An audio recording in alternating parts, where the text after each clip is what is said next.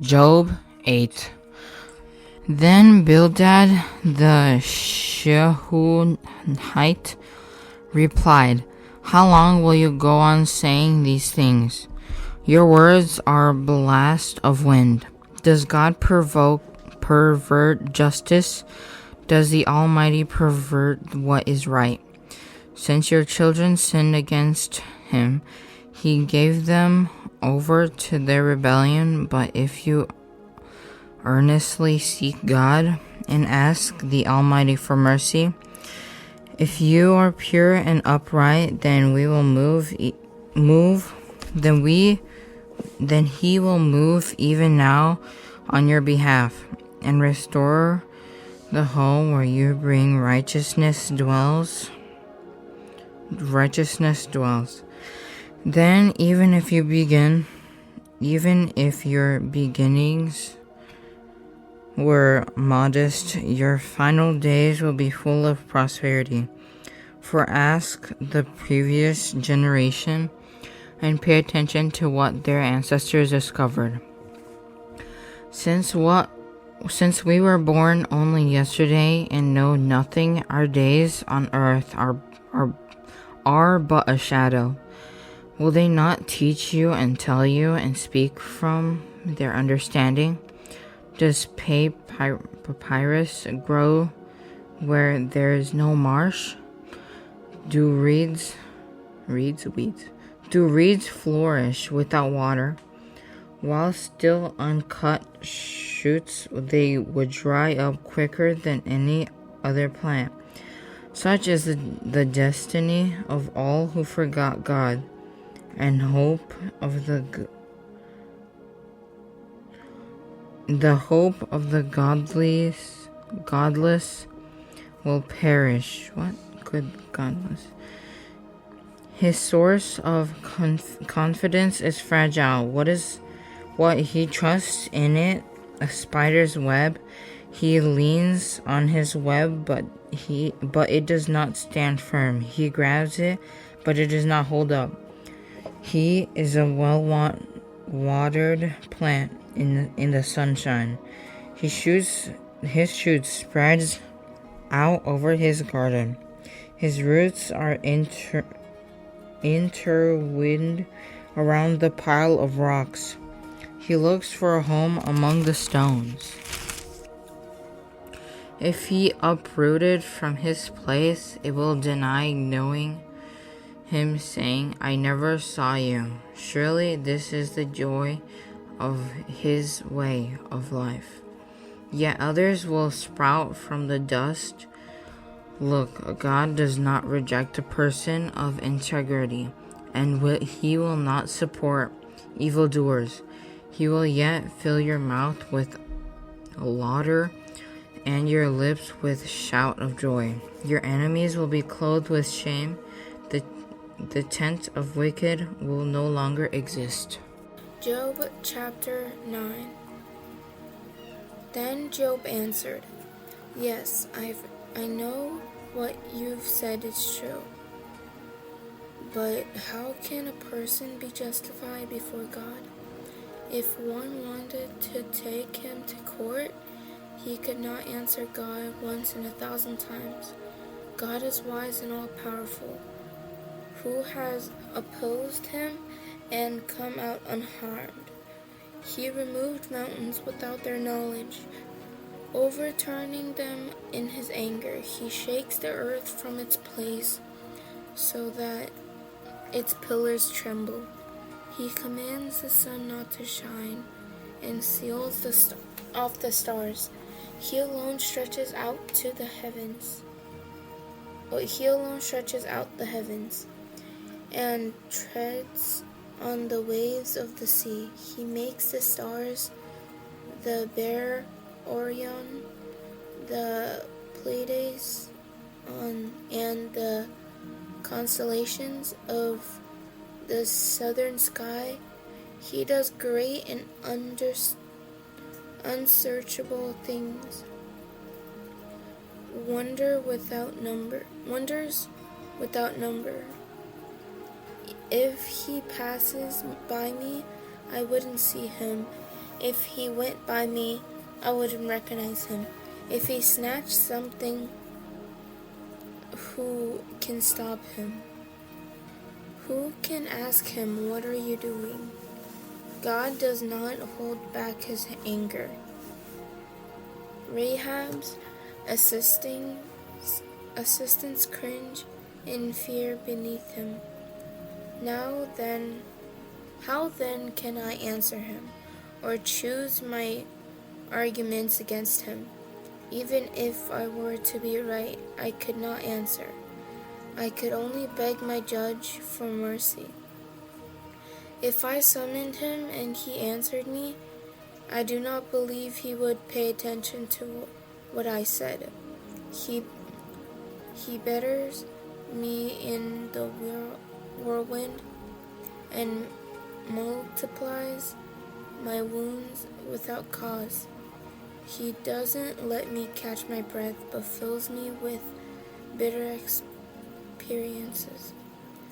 If it is a matter of strength, look, he is the powerful one.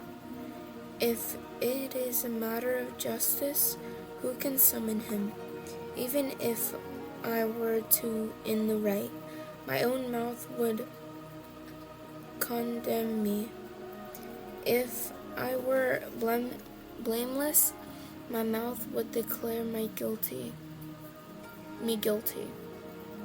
Though I am blameless, I no longer care about myself. I have renounced my life. It is all the same, therefore I say, he destroys both the blameless and the wicked. Then catastrophes bring sudden death. He mocks the despair of the innocent. The earth is handed over to the wicked. He blindfolds its judges. If it isn't he, then who is it? My days fly by faster than a runner. They flee without seeing any good.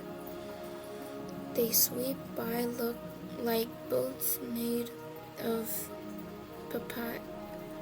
papyrus, like an eagle swooping down on its prey. If I said I will forget my complaints, change my expression and smile, I would still live in terror of all my pains. I know you will not acquit me, since I will be found guilty. Why should I struggle in vain? If I wash myself with snow and cleanse my hands with lye, then you dip me in the pit of mud, and my own clothes despise me. For he is not a man like me, that I can answer him, that we can take each other to court. There is no mediator between us to lay his hand on both of us. Let him take his rod away from me, so his terror will no longer frighten me. Then I would speak and not fear him, but that is not the case. I am on my way. Job 10. I am disgusted with my life. I will give vent to my complaint and speak in the bitterness of my soul. I will say to God, do not declare me guilty. Let me know why. You prosecute me. Is it good for you to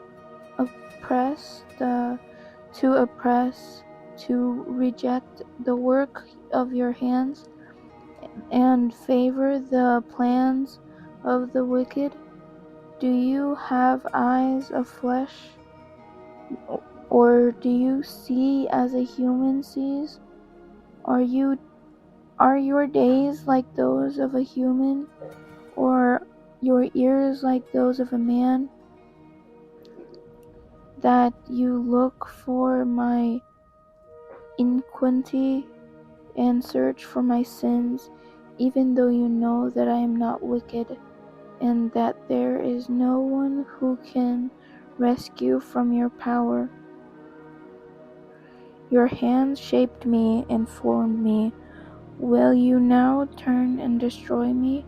Please remember that you formed me like clay. Will you now return me to dust? Did you not pour me out like milk and curdle me like cheese?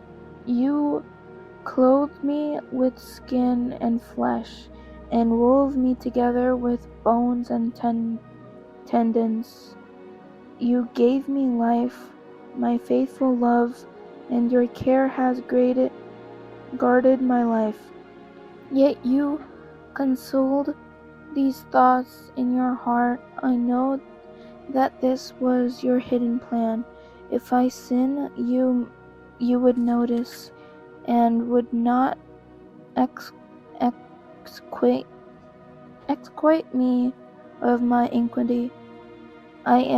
If I am wicked, woe to me, and even if I am righteous, I cannot lift up my head. I am filled with shame, and have drunk deeply of my affliction.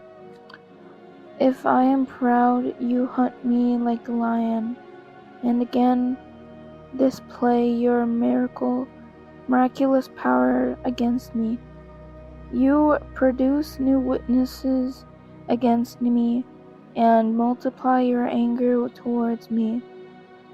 Hardships assault me, wave after wave. Why did you bring me out of the womb? I should have died and never been seen. I wish I had never existed, but have been